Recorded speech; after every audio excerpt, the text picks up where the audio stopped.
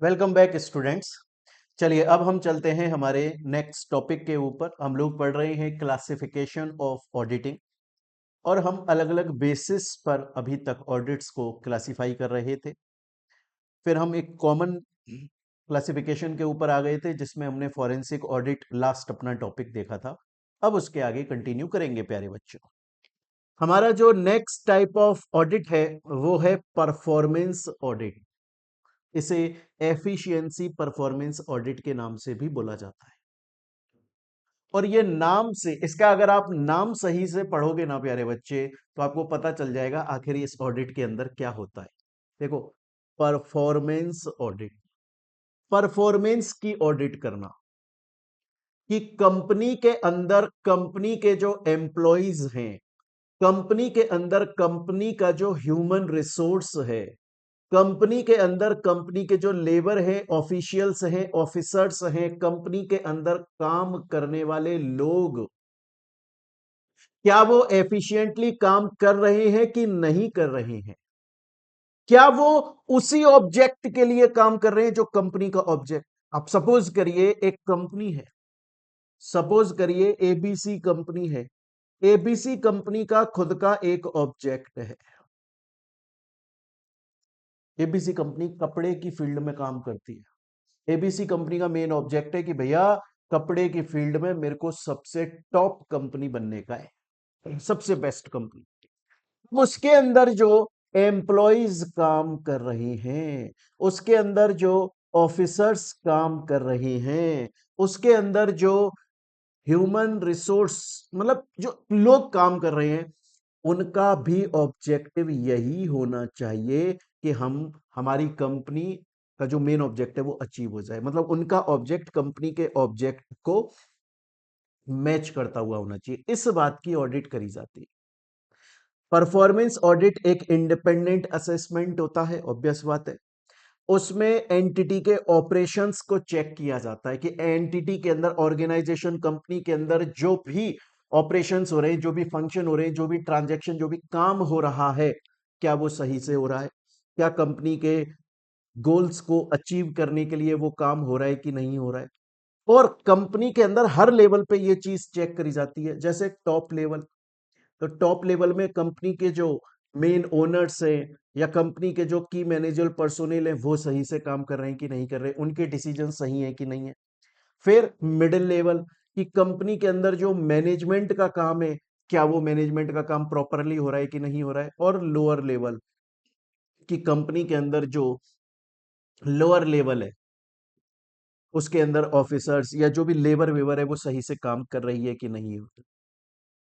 और एक बात बताऊं, ये परफॉर्मेंस ऑडिट होने को तो स्टूडेंट्स, वो कंपनीज जिसमें गवर्नमेंट कंपनी नहीं है, ऐसी कंपनीज जो गवर्नमेंट कंपनी नहीं है उनके अंदर होती है। अगर आपके एग्जाम में क्वेश्चन आ जाए कि क्या ये जो परफॉर्मेंस ऑडिट है, सपोज करिए एग्जाम में क्वेश्चन आ जाता है कि ये जो परफॉर्मेंस ऑडिट है, क्या परफॉर्मेंस ऑडिट सिर्फ गवर्नमेंट कंपनीज के अंदर होती है? नहीं, गवर्नमेंट कंपनीज के अंदर तो परफॉर्मेंस ऑडिट होती ही है, लेकिन जो नॉन गवर्नमेंट कंपनीज हैं उनके अंदर भी परफॉर्मेंस ऑडिट होती है। लेकिन ज्यादातर ज्यादातर ज्यादातर परफॉर्मेंस ऑडिट गवर्नमेंट कंपनीज में होती है। सर ऐसा क्यों? क्या होता है ना, बहुत बार सपोज करो आज सेंट्रल गवर्नमेंट है, सपोज करो आज मोदी जी हैं और मोदी जी कोई स्कीम लेकर आए मार्केट में। सपोज करो मोदी जी हैं और मोदी जी मार्केट में कोई स्कीम लेकर आए। अरे ये मेरी बात समझ में, मोदी जी मार्केट में कोई स्कीम लेकर आए।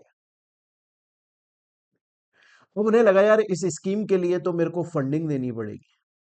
वो स्कीम लेकर आए कि हम मुफ्त इलाज करेंगे, ये करेंगे, कुछ भी स्कीम लेकर आए, पीडीएस पब्लिक डिस्ट्रीब्यूशन सिस्टम, 2 रुपए में 1 किलो गेहूं बांटेंगे। उसके लिए वो बोले कि मुझे पैसा, मतलब गवर्नमेंट को फंडिंग देनी पड़ेगी। किसको? सपोज करो उन्होंने एक गवर्नमेंट डिपार्टमेंट बना दिया या गवर्नमेंट कंपनी बना दी और बोले हम जो स्कीम लेकर आए हैं वो सही तरीके से इसमें देश में इम्प्लीमेंट हो जाए, ये आपकी जिम्मेदारी है। इसके लिए हम आपको 100 करोड़ रुपए दे रहे हैं। आपके पास 100 करोड़ रुपए आ गए, हमने आपको इसी पर्पज के लिए बनाया है। इस स्कीम को अच्छे से इम्प्लीमेंट करो, देश के हर इंसान के पास में इसका बेनिफिट पहुंचना चाहिए। तो परफॉर्मेंस ऑडिट करवाई करवाई जाती है इस गवर्नमेंट कंपनी की, कि हमने जो इसको फंडिंग दी, क्या ये सही से काम कर रहे हैं, क्या उसी पर्पस के लिए काम कर रहे हैं, कहीं करप्शन तो नहीं हो रहा है। ऐसा तो नहीं है 100 करोड़ में से 50 करोड़ तो ये लोग अपनी घर ही लेकर चले गए और बाकी पब्लिक को 50 करोड़ में निपटाया जा रहा है। इसको बोला जाता है प्यारे बच्चों परफॉर्मेंस ऑडिट। स्टूडेंट बोलता है सर बड़ा ही इजी है, बड़ा ही शानदार है, मजा ही आ गया।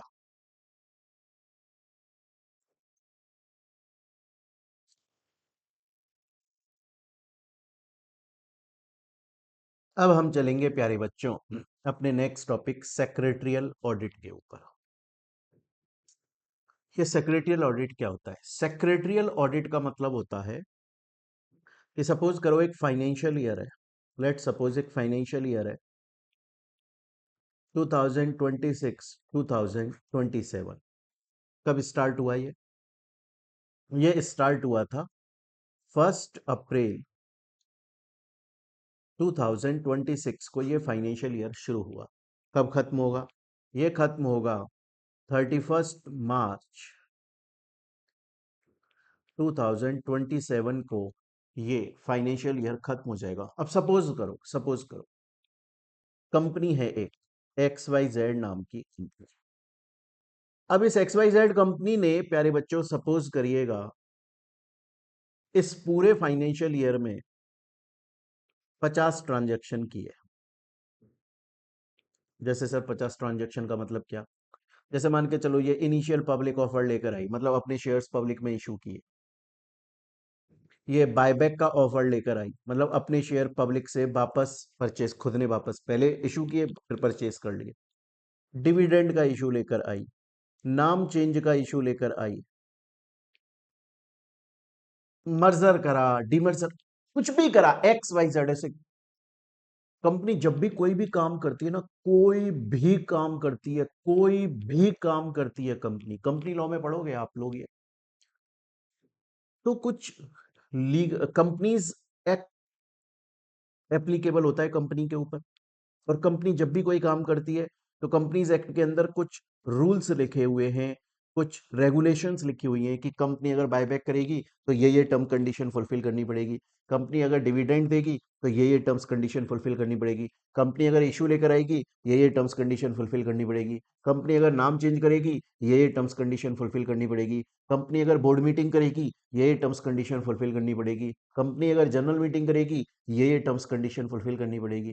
कंपनी कुछ भी करती है, कुछ भी, कंपनी में पत्ता भी हिलता है ना, तो कंपनीज एक्ट में लिखा हुआ है कि भैया कंपनी में अगर ऐसा हो रहा है तो ये वाले रूल्स रेगुलेशन फुलफिल हो जाना जरूरी है। क्या कंपनी के अंदर पूरे साल में जितने भी काम हुए, एक्स वाई जितने भी काम हुए, उनमें जितने लॉ एप्लीकेबल हो रहा था, क्या वो लॉ फुलफिल हुआ कि नहीं हुआ? कंपनी ने जो भी ट्रांजैक्शन किया वो लीगली किया कि नहीं किया? सभी terms condition rules regulation laws को फुलफिल करके किया कि नहीं किया? इस बात की चेकिंग करी जाती है। इसको बोला जाता है सेक्रेटरियल ऑडिट। क्या बोला जाता है? Secretarial audit. तो सेक्रेटरियल ऑडिट क्या होता है? सेक्रेटरियल ऑडिट का मतलब होता है कि जो कॉरपोरेट लॉ है, मतलब जो कंपनी लॉ है, वो बहुत ज्यादा कॉम्प्लेक्स है और कंपनी कुछ भी काम करती है तो उसके ऊपर कोई ना कोई रूल रेगुलेशन तो एप्लीकेबल होता ही होता है। तो जितने भी एप्लीकेबल हुए थे लीगल रिक्वायरमेंट्स, इंश्योर किया जाता है सेक्रेटरियल ऑडिट में कंपनी ने वो सभी लीगल रूल्स रेगुलेशंस कंप्लाई किए कि नहीं किए। इस बात की चेकिंग करना, इस बात की ऑडिट करने को सेक्रेटरियल ऑडिट बोला जाता है। सेक्रेटरियल ऑडिट सिर्फ और सिर्फ और सिर्फ और सिर्फ प्रैक्टिसिंग कंपनी सेक्रेटरी कर सकता है और कोई नहीं। जैसे जैसे अगर मैं आपसे ये पूछूं कि टैक्स ऑडिट कौन कर सकता है, तो आप तपाक से बोलोगे सर प्रैक्टिसिंग चार्टर्ड अकाउंटेंट। अगर मैं आपसे बोलूं कि यार कॉस्ट ऑडिट कौन कर सकता है, तो आप तपाक से बोलोगे कि sir practising cost and management accountant. उसी तरह से अगर मैं आपसे ये पूछूं कि सेक्रेटरियल ऑडिट कौन कर सकता है, तो आपको तपाक से बोलने का है sir practising company secretary. Student बोलता है मेरे को समझ में आ गया, मुझे किसी भी तरीके की कोई भी टेंशन नहीं है। चलते हैं आगे। अब आते हैं हम next type of audit, human resource audit. बड़ी ही इजी, बड़ी ही मजेदार। जब आप कंपनी में चले जाओगे ना प्यारे बच्चों,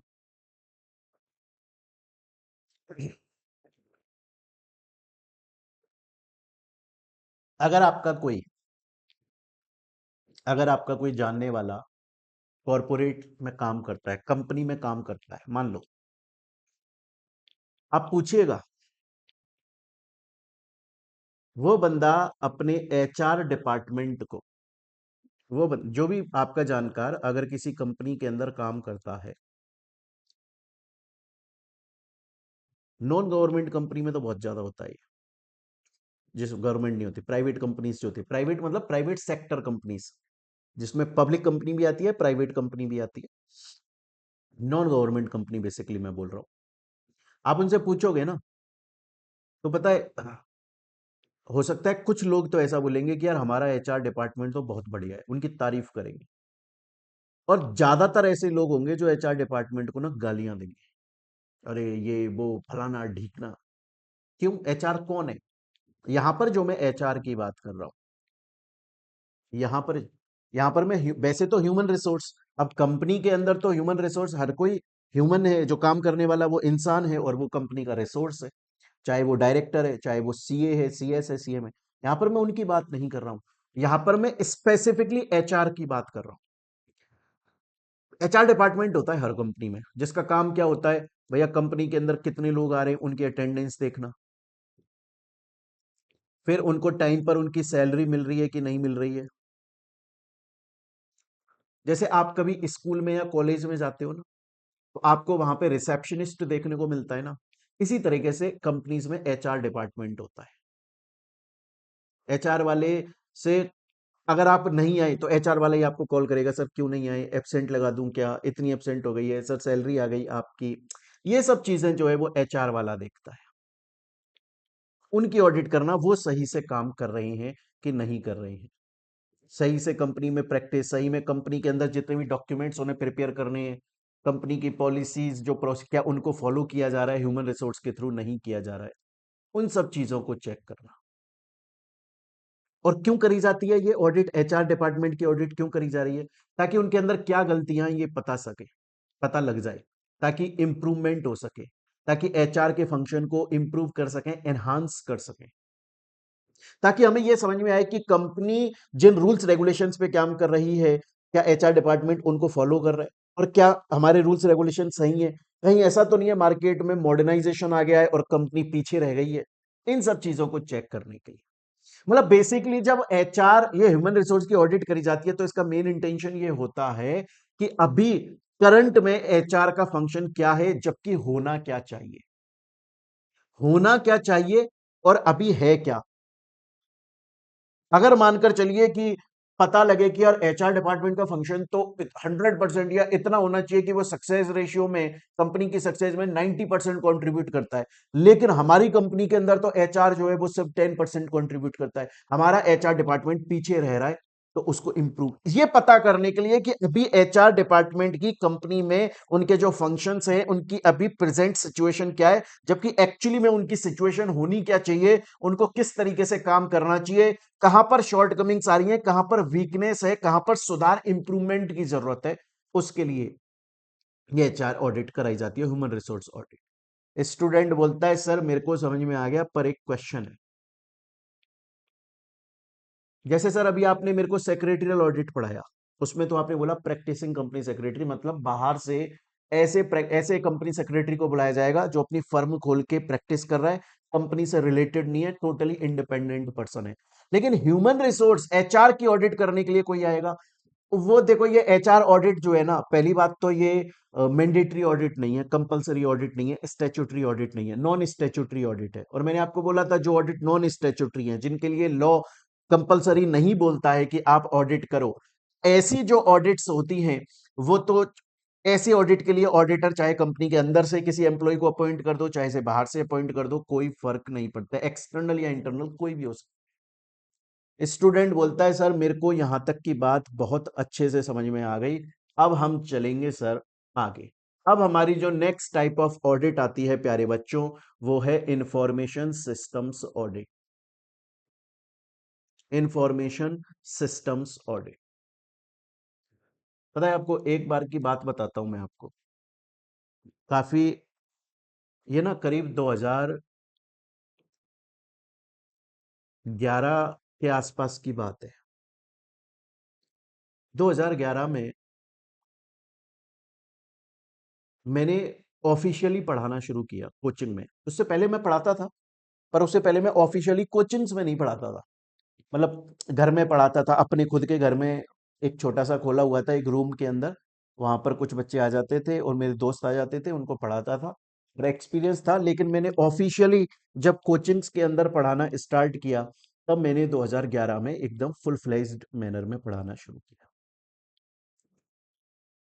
तो मुझे खुद की बुक्स बनानी थी, नोट्स बनाने थे, तो मैं कंप्यूटर पे टाइपिंग करना, मेरे को टाइपिंग भी उस वक्त तक अच्छी नहीं आती थी, पर 2011 में जब मैंने बुक्स की बनाना शुरू किया तो बहुत प्रॉब्लम्स आई, पर धीरे धीरे धीरे धीरे, क्योंकि वो डेली का काम था, तो टाइपिंग में हाथ सेट हो गया, ठीक ठाक सेट हो गया। अच्छा,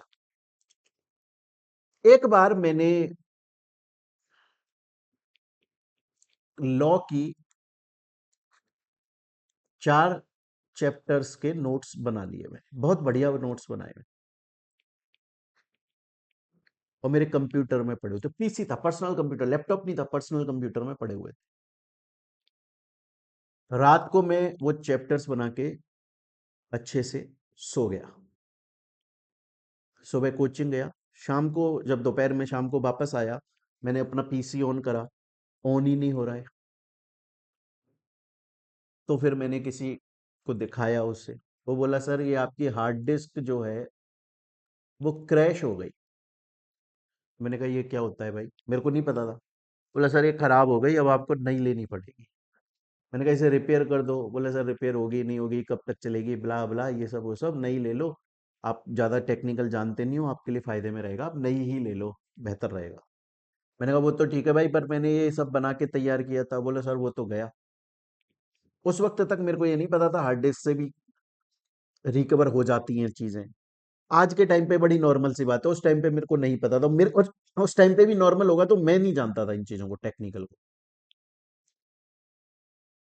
तो फिर मैंने उससे ये पूछा, मैंने कहा यार हो कैसे गया भाई, मैं तो सही से बंद करता हूँ, पहले शट डाउन करता हूँ, देन फिर प्लग स्विच ऑफ करता हूँ, तार निकाल देता हूँ, सब सही करता हूँ। बोला सर इलेक्ट्रॉनिक आइटम है, हो जाता है। वैसे भी सर ये इतना कोई ओरिजिनल कंपनी का तो था नहीं, लोकल ही था सर, आपने पर्सनल कंप्यूटर को ना असेंबल कराया हुआ था कहीं से। मैंने कहा अच्छा ऐसा है क्या। फिर मुझे समझ में आया, फिर मुझे समझ में आया कि हमारे जो सिस्टम्स होते हैं, सिस्टम्स का मतलब कंप्यूटर, लैपटॉप, इलेक्ट्रॉनिक जो भी चीज़ है, मैं बेसिकली यहाँ कंपनी के सेंस में बात कर रहा हूँ, उनके अंदर जो हार्डवेयर है, उनके अंदर जो सॉफ्टवेयर है,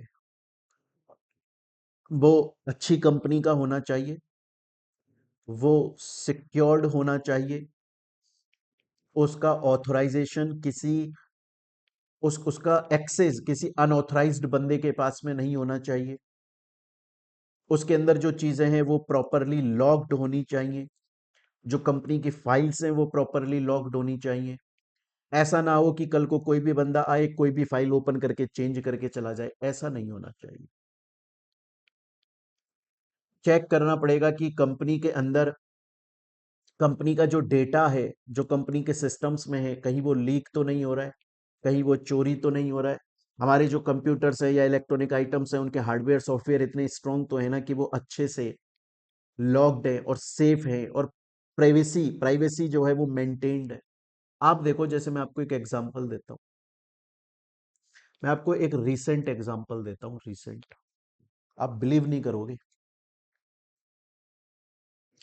पता है, एक स्टूडेंट है, रोहन सामल नाम है उसका। समल या सामल है ना, ये स्पेलिंग ये करेक्ट है। अगर मैं सरनेम प्रनन गलत कर पा रहा हूं तो मैं माफी चाहूंगा उसके लिए। रोहन समल नाम है प्यारे बच्चे का। सीएमए फाइनल में ये पढ़ता है, और इसने पहले सीएमए फाइनल में ग्रुप 4 दिया था। 2 ग्रुप होते हैं फाइनल में, ग्रुप 3 ग्रुप 4। तो इसने पहले ग्रुप 4 दिया, उसमें मेरे से इसने कॉस्ट ऑडिट की क्लास परचेज करी, जो कि पेपर नंबर 17 है आपका। कॉस्ट ऑडिट की क्लास परचेज करी, और ये जिस सिटी में रहते हैं या जो इनका सीएमए का चैप्टर बनता है, वहां पर इनके हाईएस्ट मार्क्स आए उसके अंदर। तो ये खुश हुए, बोला यार सर थैंक यू, मजा आ गया, अच्छा पढ़ाया। इनकी फोटोज भी आपकी बुक में भी होंगी, और बहुत सारी जगह पर इनकी फोटोज हैं, वेबसाइट पर है। फिर इन्होंने ना ग्रुप 3 में लॉ सब्जेक्ट जो है उसकी क्लास ली। तो क्लास इन्होंने वेबसाइट से परचेज कर ली। हमने इनकी बुक डिस्पैच करी, बड़े ध्यान से देखिएगा, सुनिएगा मेरी बात को। हमने इसकी बुक डिस्पैच करी बच्चे की। अब जब बुक डिस्पैच करी हमने, तो इंडिया गवर्नमेंट जो पोस्ट है, मतलब पोस्ट ऑफिस जो होता है गवर्नमेंट का, उसके थ्रू हमने करी, इंडियन पोस्ट जिसे बोलते हैं। इनको ट्रैकिंग आईडी दे दी। और ट्रैक जो होता है ना, वो किस पे होता है? www.indiapost.gov.in, इस पे ट्रैक होता है, जो हम ट्रैकिंग आईडी देते हैं। आपने भी खरीदा है तो ऐसे ही आपको मिला होगा। इस बच्चे का 2-3 दिन बाद में, अच्छा हमने इसका पोस्ट कराया, ये किसको पता है? पोस्ट ऑफिस वाले को, और इस बच्चे को, और हमको, 3 जनों को पता है।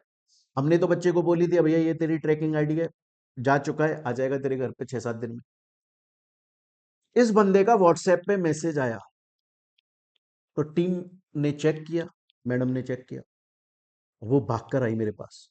बोले सर बच्चे का मोबाइल पे व्हाट्सएप आया है, उसने स्क्रीनशॉट भेजा है, और उसमें सबसे पहले तो उसके पास में एक मैसेज गया है बच्चे के पास। अब सुनिएगा मेरी बात को, बच्चे के पास मोबाइल में मैसेज गया है क्या, कि आपका जो इंडिया पोस्ट से पार्सल आ रहा है पोस्ट ऑफिस से, हम उसे वापस भेज रहे हैं। अगर आपको रिसीव करना है तो इस लिंक पे क्लिक करें।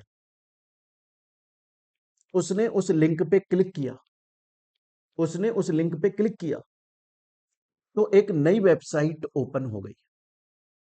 देखिए मैं आपको लाइव दिखाता हूं इस बात को। देखिए बच्चे के पास में जो मैसेज आया ना, वो क्या आया? वो ये मैसेज आया बच्चे के पास, रोहन के पास में ये मैसेज आया, kindly update your delivery location with in 12 hours. 12 घंटे के अंदर अंदर अपनी डिलीवरी लोकेशन को अपडेट कीजिए, अदरवाइज हम आपके पार्सल को, प्रोडक्ट को रिटर्न कर देंगे, और इस पे क्लिक कीजिए।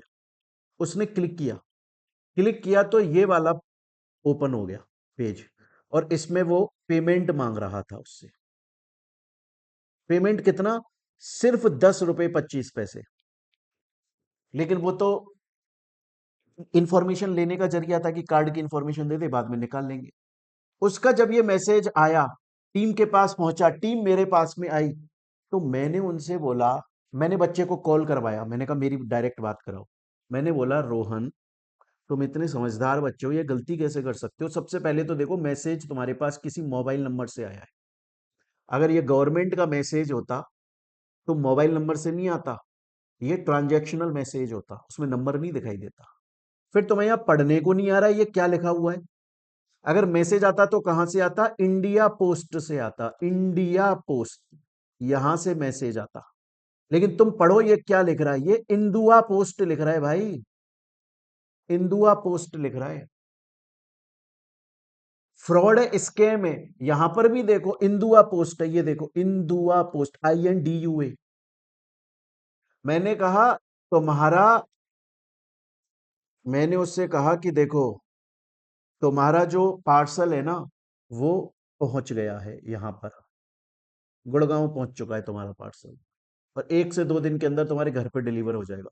ये स्कैम है, कहां फंस रहे हो दोस्त। अब ये कैसे हुआ, इसके दो तरीके हैं। या तो गवर्नमेंट भी डेटा बेच रही है गवर्नमेंट डेटा। वरना उस फ्रॉड स्कैमर को कैसे पता चला कि हमने इस बच्चे को बुक पोस्ट करी है। मतलब ही नहीं है भाई, हमने पोस्ट ऑफिस में पोस्ट कराया और बच्चे को ट्रैकिंग आईडी दी, चौथा कोई है ही नहीं बीच में। अब हम तो किसी स्कैमर को बताने से रहे, वो बच्चा किसी स्कैमर को बताने से रहा।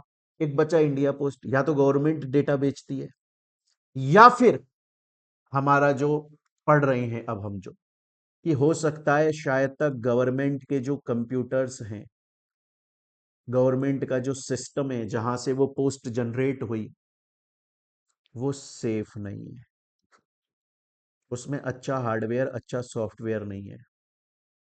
उसको उसका एक्सेस किसी अनऑथराइज्ड पर्सन के पास में है, और वहां से चीजें लीक हो रही हैं। इसी चीज को जब ऑडिट के नेचर में किया जाता है तो उसे बोलते हैं इंफॉर्मेशन सिस्टम ऑडिट।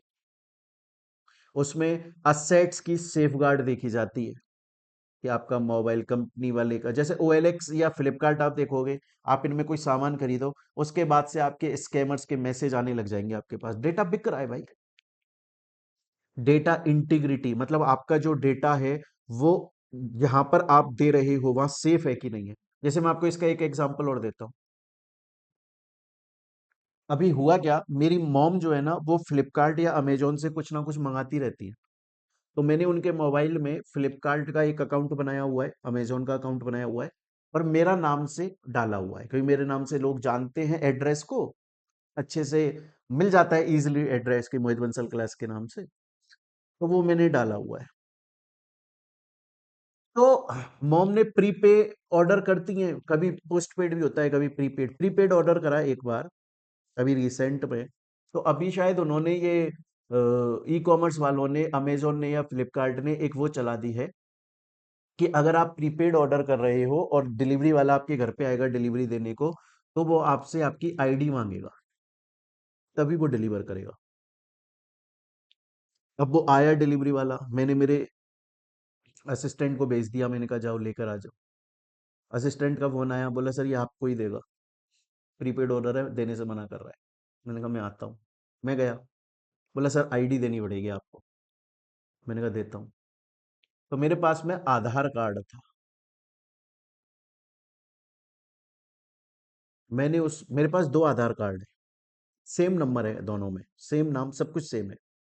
एक तो वो आधार कार्ड है जो एक्चुअली में आपके और हमारे पास में है, जिसमें वो 16 डिजिट का नंबर जो है वो है पूरा आधार नंबर।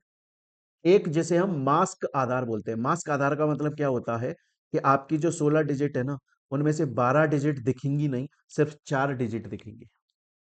मैं अगर किसी होटल में जाता हूँ ना, वहां आईडी मांगते हैं, तो मैं वही वाला आधार कार्ड देता हूँ। ज्यादातर जगह पे मैं वही, कि भैया तुमको मेरा आधार ही तो चाहिए, ये लास्ट 4 डिजिट है, कल को कुछ हो जाए पुलिस वाले को दे देना, पुलिस वाला अपने आप गवर्नमेंट के सिस्टम से मेरा आधार कार्ड निकाल लेगा। सेफ्टी के लिए ही तो ले रहे हो अपनी मेरी आईडी ले लो। क्या जरूरत है मैं ये पूरा आधार दूं, मैं तो नहीं दूंगा। तो डेटा की इंटीग्रिटी का मतलब क्या है, कि आज आप देखिए, आज आप कहीं भी चले जाइए, आप किसी शॉपिंग मॉल में चले जाइए, वहां पर अगर आपने फीडबैक फॉर्म भरा और अपना नंबर लिख दिया, अगले दिन से आपके पास में पता नहीं कहां कहां के मैसेज, क्योंकि डेटा की इंटीग्रिटी है ही नहीं। हर जगह का डेटा कहीं ना कहीं बिक रहा है। इसलिए कंपनी के अंदर इंफॉर्मेशन सिस्टम ऑडिट कराई जाती है, कि कंपनी का जो कंप्यूटर का डेटा है, सोर्सेज है, कहीं वो लूज तो नहीं हो रहे, तो लूज हो रहे हैं या कहीं पे लीक हो रहे हैं तो उनका कॉन्सिक्वेंस क्या है, प्रॉपर कहीं मिस एलोकेशन तो नहीं हो रहा है, हार्डवेयर सॉफ्टवेयर जो है वो हाई वैल्यू के तो है ना आपके कंप्यूटर में, कहीं कोई एरर हो रहा है ना, या स्कैमर ने वायरस डाल दिया है तो उसकी कितनी बड़ी कॉस्ट होगी, कंपनी को कितना नुकसान होगा। इस सभी चीजों की चेकिंग को इंफॉर्मेशन सिस्टम ऑडिट बोला जाता है। स्टूडेंट बोलता है सर मेरे को आपकी बात यहां तक 110% समझ में आ गई। अब आ जाता है प्यारे बच्चों इस चैप्टर का लास्ट टॉपिक, और ये चैप्टर अब आपका खत्म होने पर आ गया, एनवायरमेंट ऑडिट। अब एनवायरमेंट ऑडिट क्या होता है? मैं इतना मानता हूं कि आप इंटर के अंदर हो, एनवायरमेंट ऑडिट तो आना चाहिए यार दोस्तों आपको।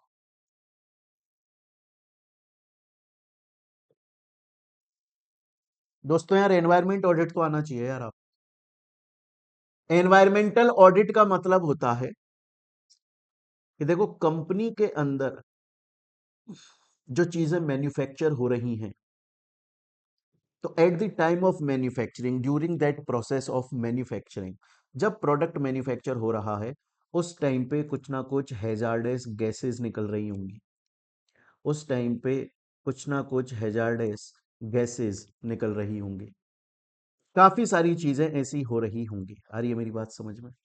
हैजार्डस गैस भी निकल रही है, हैजार्डस सब्सटेंस निकल रहे हैं, तो उससे एनवायरनमेंट का पॉल्यूशन हो रहा है, चाहे से वो एयर पॉल्यूशन है। अब आप सपोज करो आप ऐसी कंपनी में चले जाओ जहां फैक्ट्री की तरह काम होता है, बहुत सारी चीजें उसमें प्रोड्यूस होती हैं और उससे बहुत सारा पॉल्यूशन निकलता है। तो क्या कंपनी के अंदर जो वो पॉल्यूशन अकर हो रहा है, क्या कंपनी ने उसको डिस्पोज ऑफ करने के लिए सही इक्विपमेंट्स यूज करें कि नहीं करें? कि कहीं कोई पाइपलाइन दी हुई है और वो पाइपलाइन इतनी लंबी है कि वो आगे तक जा रही है और जहां पे कचरों का ढेर रहता है वहीं पे ही वो गैसेस निकल रही हैं। अगर आपकी फैक्ट्री, आपको पता है 1991 के अंदर न्यू इकोनॉमिक रिफॉर्म्स आए थे, उसमें एक चीज और आई थी, अगर आपकी कंपनी ऐसी कंपनी है जो हैजार्डस गैसेस, मतलब ऐसे चीजों को प्रोड्यूस मैन्युफैक्चर करती है जिनसे पॉल्यूशन हो सकता है, आपकी जो फैक्ट्री की लोकेशन होगी, जहां पर लोग रहते हैं रेजिडेंशियल एरिया, वहां से कम 25 किलोमीटर दूर होना जरूरी है।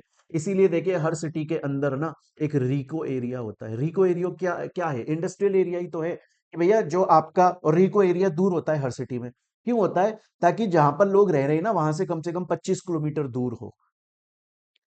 तो भैया हर कंपनी के अंदर किसी ना किसी तरीके का पॉल्यूशन तो क्रिएट हो रहा है। एयर पॉल्यूशन हो सकता है, वाटर पॉल्यूशन हो सकता है, नॉइज पॉल्यूशन हो सकता है, किसी भी तरीके का पॉल्यूशन। इस बात की ऑडिट कराई जाती है कि कंपनी के अंदर जो एनवायरमेंट पॉल्यूशन हो रहा है, क्या कंपनी उसको रिड्यूस करने के लिए, कंट्रोल करने के लिए कुछ चीजों को यूज कर रही है कि नहीं कर रही है? कहीं ऐसा तो नहीं है कि दे धड़ाके से पॉल्यूशन क्रिएट करती जा रही है और पूरा देश के अंदर गंदगी फैलती जा रही है और कंपनी को कोई फर्क नहीं पड़ रहा है? ऐसा नहीं होना चाहिए। चाहे एयर पॉल्यूशन है, वाटर है, नॉइज है, स्मेल है, थर्मल है, विजुअल है, क्लाइमेट पॉल्यूशन, किसी भी तरीके का, सॉइल पॉल्यूशन, किसी भी तरीके का पॉल्यूशन है, हर पॉल्यूशन जो है, क्या कंपनी उसको सही से डिस्पोज ऑफ कर रही है? क्या कंपनी कोशिश कर रही है कि कम से कम पॉल्यूशन होना चाहिए, पॉल्यूशन को रिड्यूस कर दिया जाए? इन सब चीजों की ऑडिट को एनवायरमेंटल ऑडिट बोला जाता है। स्टूडेंट बोलता है सर मेरे को यहां तक की बात समझ में आ गई। और प्यारे बच्चों यहां पर आपका ये चैप्टर 1 कंप्लीट होता है 110%। 110%। पता है मेरे से बच्चे क्या बोलते हैं? मेरे से स्टूडेंट ये बोलते हैं कि सर चैप्टर 1 है, सर चैप्टर 1 को आपने इतना डीप में ले जाके पढ़ाया, पूरा सीएमए का स्टडी मैट आपने कवर करवाया हमारा, एक एक चीज कवर कराई। तो सर इतना डीप में क्यों ले गए? इसलिए ले गए प्यारे बच्चों क्योंकि ऑडिट का ये फर्स्ट चैप्टर है आपका। और ऑडिट सिर्फ यहीं पे काम नहीं आने वाली, जब फाइनल में आ जाओगे तब भी काम आने वाली है और लाइफ में भी काम आने वाली है ना? इसलिए, और हमारा ये पहला पहला चैप्टर है तो मैं चाहता हूं आपका बेसिक्स अच्छे से क्लियर हो जाए, ताकि अब हम चैप्टर 2 से थोड़ी सी स्पीड को बढ़ा सकें। कवर हम पूरा सीएमए का स्टडी मेट करेंगे क्योंकि वही हमारी गीता है, वही हमारी कुरान है, वही हमारी बाइबल है, वही हमारे लिए जरूरी है। 110% एकदम वो कंप्लीट होता हुआ चलेगा प्यारे बच्चों। तो स्टूडेंट्स यहां पर आपका चैप्टर 1 कंप्लीट होता है। मिलते हैं स्टूडेंट्स हम लोग चैप्टर 2 के अंदर, तब तक आप लोग इसको अच्छे से रिवाइज करें। Till then thank you, take care प्यारे बच्चों।